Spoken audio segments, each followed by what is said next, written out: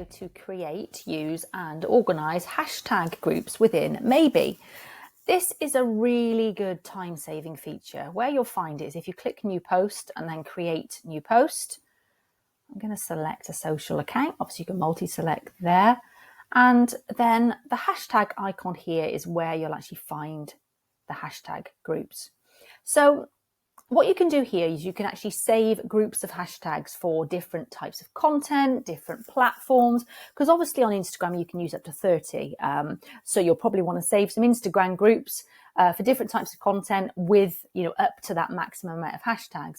Whereas obviously on Facebook, LinkedIn, etc., you're much likely to use just a select few. So what you can actually do here, if I click this drop down, you can see we've already got some groups here that we've set up at Maybe. If I want to use this group of hashtags, if I click it, you can edit the group from here.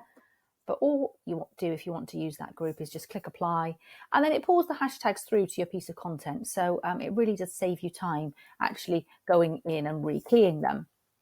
Now to actually set up a hashtag group, it's really easy. I go to the same place, but rather than click that drop down, I actually add a name and then the hashtags I want to be in that group. And then I literally just click save and apply. And that's it. It's applied it to my piece of content. But not only that, it's actually created that group.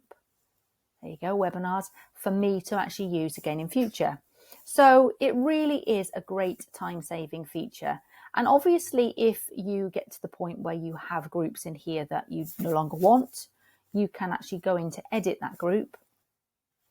And then you just click the dustbin and it will delete that group from there. So it's a great feature to use. Obviously, it saves you lots of time. I hope that's been useful and just given you a quick run through as to how to set up groups, how to use the groups, and obviously how to edit and delete them. If you've got any questions at all, please use this button bottom right inside your Maybe account, and I'll see you on another video soon.